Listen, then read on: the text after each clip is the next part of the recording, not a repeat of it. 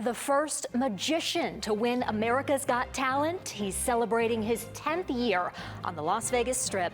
Mat Franco is our guest this week on Nevada Week in Person.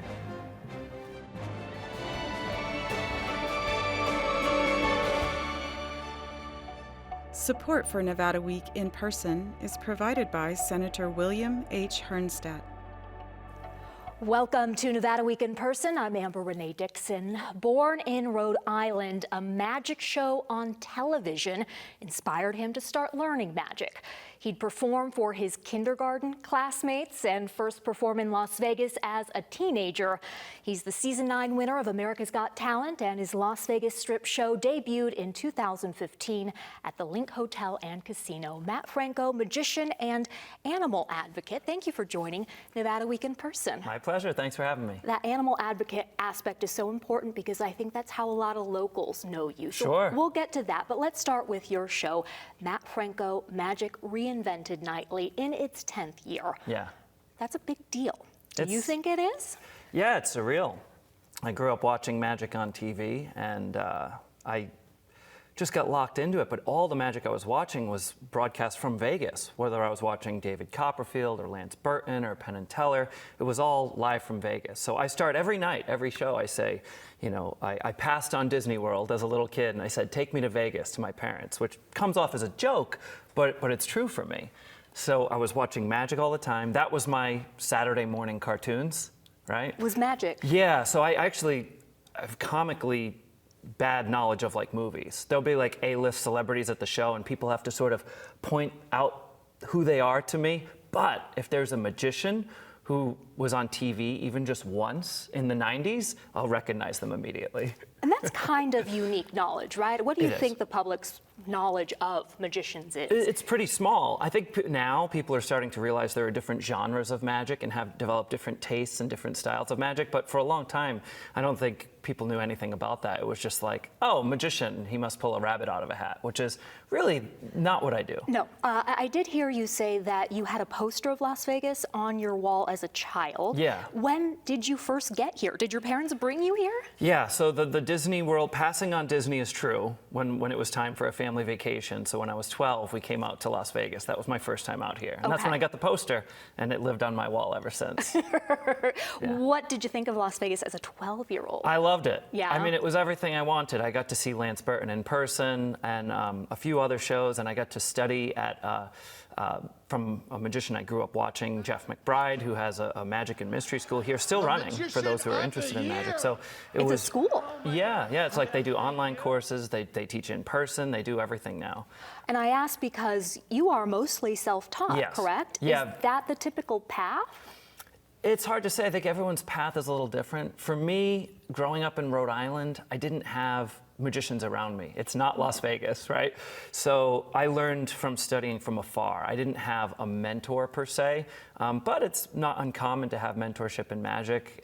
Like I said, there's the school here, there are a Society of American Magicians and things like that. So there are ways to get involved, but I didn't know that growing up necessarily, so. Is it hard to get a mentor, to get someone to open up and teach you? I think I find the magic community to be very sharing, so I don't think so, but you need to be in the right place or the right proximity or to have access to those people. But in magic, you can totally meet your heroes. It's a cool thing. How competitive is the Las Vegas magic scene? I'm maybe not the person to ask because I believe you only compete with yourself. I strongly believe that. And it's easy to compete with yourself. It's easy to outdo yourself, I think, because if you look back at your work from 5 years ago, I'm usually pretty judgmental of it. I think, wow, I would do that so much better now. So I think it's always easier in the future to be better because you have more knowledge and hopefully more wisdom and more experience. And I think experience is the best teacher. If you look at top magic shows in Vegas, right, on the Las Vegas Strip, you have the best of the best. You have Penn and Teller, you have Copperfield, and David Blaine, and somehow me, right? But all of those examples couldn't be more different than each other. So it's like, maybe you like hip hop music, maybe you like country. It's kind of apples and oranges. It's not so much competition to me. It's just a different thing, and hopefully there's something that appeals to your taste.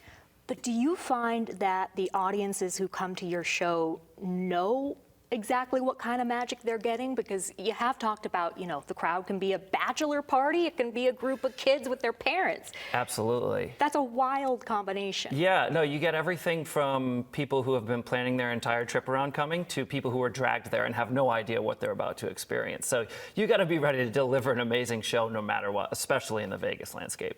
How did your college circuit contribute to your ability to do this? What was that like? How were you making money at colleges? As soon as I finished school myself, I decided to focus on performing the same show over and over. Rather than doing a birthday party one day and a corporate show the next and a college the day after that, I knew I needed repetition to get good. So I decided I'm going to focus on the college market. If you're willing to travel, at that time there were 4,000 universities. That's a pretty big market in the United States that you can travel and play. So that was what I decided to do. And it's a really interesting crash course in the world of professional entertainment, because you might be in a beautiful theater one day and the next day be at another school on a 12-inch riser in the corner of the dining hall performing magic for people on a commuter campus that don't even know they're about to experience a show. And they have headphones in, or they're doing a group project, and they're like, what is happening here? And now you need to put on a 60-minute show for people who don't even know they're about to see a show. So it's almost like street performing. It's pretty crazy, but it's a great crash course. Yeah, how do you think that impacted you? I mean, I think you described it to one outlet as kind of soul-sucking at times. Oh, did I say that? Gut-wrenching, in particular in reference to that Sure. college campus where no one knew you were even performing. They were eating their lunches and studying. Yeah, it can be challenging, but I mean, the work I was doing leading up to that, call it birthday parties, libraries, all that stuff was even harder. When you're younger and have less experience, so by the time I got to the college stage, I was kind of ready for it and ready to be thrown into any situation, or so I thought, right? So it just was further education for me in how to handle the stage or no stage at all. And you did go to college and got degrees in Business. Yeah, marketing, minored in communications. And I did learn a lot in the classroom for how to apply it to my magic habit, but really I got the most out of the extracurriculars I was involved in. Like I was an orientation leader, so I was involved with like welcoming new students to the school and things like that. I had a lot of jobs on campus that really helped me understand the lingo. I even volunteered for a bit on the programming board that books talent to come to the campus. So those would be my clients, right? So once I finished school, I really understood the lingo that they were using and who my demo would be for when I was going to be going out and doing the shows. Now, when you were doing tours, you said, did you implement any magic in them? Or is that really hard to do? What do you mean? On the spot. When you were doing the tour, did you perform any tricks? Oh, you mean like what? Yeah, I did actually. So it's a little bit different than being a campus tour guide, which I also did. That's what I thought. Yeah, Okay. so I also did that. But for the orientation leading, it's a program where the students come for their orientation. They stay overnight. It's like a whole thing. Okay. And there was a stage portion. There was a play. There was a whole thing. And eventually, I guess it was my first year doing it, I was booked to actually perform for all of the incoming students. So it was pretty amazing because by the time I had finished school, they were still booking me to come and do the orientation performances for years to come.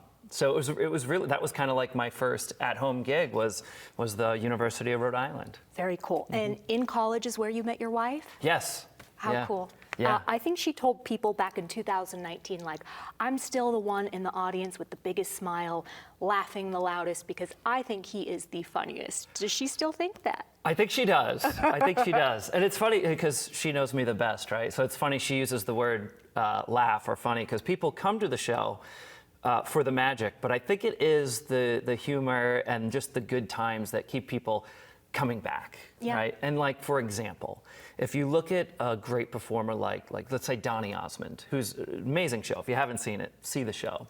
And he can kind of do it all, right? He can sing, he can dance, but he's also hilarious. And that's not why you go. You don't go there for stand-up comedy, but you end up laughing a lot. And looking at him as someone who's been in the business so long and how present he is during the show, I mean, that's who I want to be when I'm that age, right? Where'd you learn her humor? I think the School of Hard Knocks. Okay. I think from just getting on stage and doing it. Okay. Yeah, and I think I lean into that doing the college stuff, and sort of it just bleeds into the live show. It's more just a sense of fun and good time. That's what you're giving people, right? You want people to feel something. You have said that you are addicted to magic. Probably. How has that addiction been fed amid having children? You're a father of 2 young ones, right?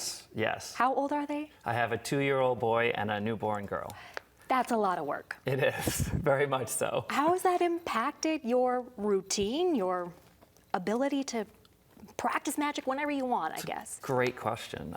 So for me, magic is a form of self-expression, just like songwriting is for people, just like stand-up comedy is, just like any form of writing. So it's fueled by life experience. So for me, having children, having a family is a brand new life experience that gives me so much insight and change of perspective. And I'm not sure if it's happened yet or not, but I think that just your life experiences bleed into your work, or at least your best work. So that's how I think it impacts it.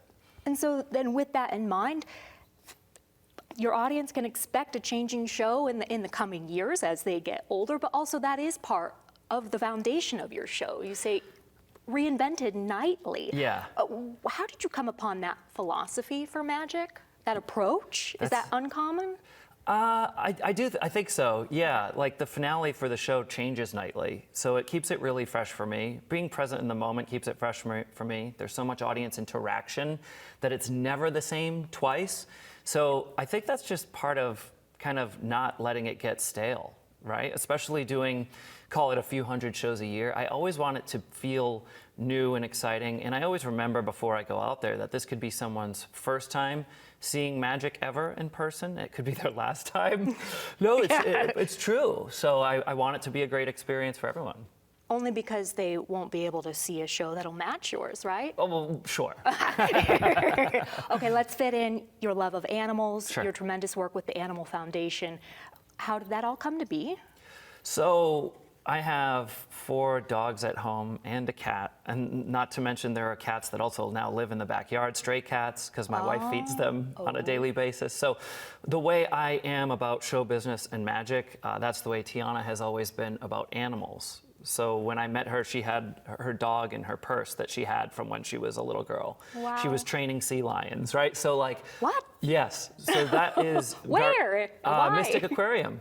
Yeah, in Connecticut. Okay. Yeah, so so that was very much her thing, and obviously magic was mine, and those things start to sort of meld together when you are in a relationship. So look, it's at times a really sad thing to be involved in because it's a real problem. How many animals need homes here in Nevada, and everywhere, right?